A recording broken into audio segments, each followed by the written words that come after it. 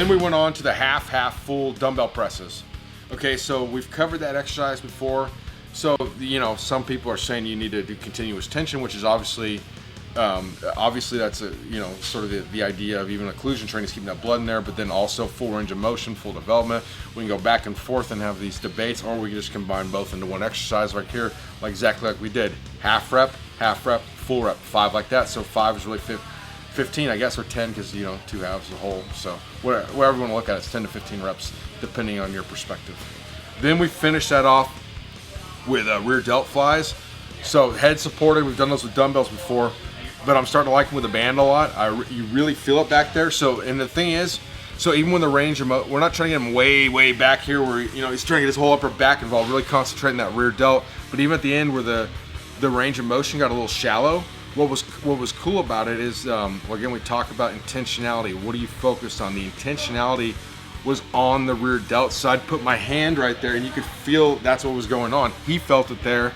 It ended up being a great way, to blast the rear delts. And that's going to be an area that a lot of people are weak in, and they might just be thinking, oh yeah, I do some, bent over rows and deadlifts and that's going to take care of itself. But I mean, to really develop, a great shoulder, you're going to have to actually hit the rear delts in an isolated fashion.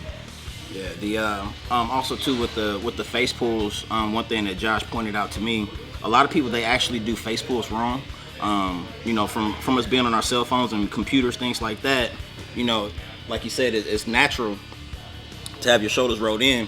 But if you notice, he forced me to keep my palms facing each other. So as I pulled back, I'm initially engaging with my mid back, and also pulling with my rear delts. That's a good point. I should have said that. Yeah, you watch him. He retracts his scapula and then he pulls back, and he wants to. The goal is to finish in with a double bicep pose. With somebody like Jay, it's gonna be hard to get it, like perfect textbook technique, because I mean he's got a fair amount of muscle to put it lightly. So, but I mean it definitely is gonna help him, and that's an exercise you don't. So how we're saying before, on the band, on this one I wouldn't be happy with him cutting the reps short. Just even if he can feel it, I want to actually make sure this is like a full range of motion, full development, like hell or high water. We don't sacrifice that type of thing. Yeah, and also with the band, doing the bent over laterals with the band, same thing. You want to. It's not so much just trying to swing it up, where you can't swing it with the band, which I think is better than dumbbells, to be honest with you. Because with dumbbells, you can kip. You can't kip with the band. You literally cannot cheat on that movement. It's literally rear delt.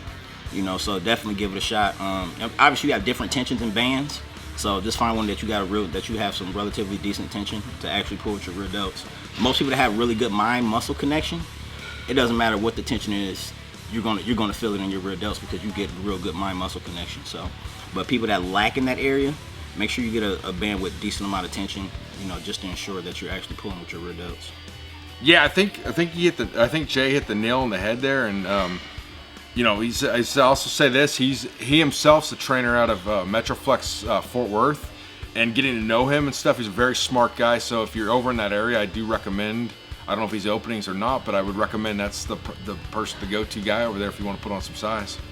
We should also have said on the face pulls, you want to make sure you're not like shrugging up and because you already got enough of that up, just doing your day-to-day activities on your phone, so make sure of that. And then what was the point you were going to make? Also too, a lot of people really don't feel it in their rear delts when they do face pulls. A lot of times because the pulley is really high, so they're either pulling down or they're trying to pull up, whatever the case may be. But you want to make sure the pulley is just about eye level, so when you're actually pulling, you're literally pulling straight back and not coming down at an actual angle, to make sure you're actually feeling it in your rear delts. Cool. Makes a world of a difference.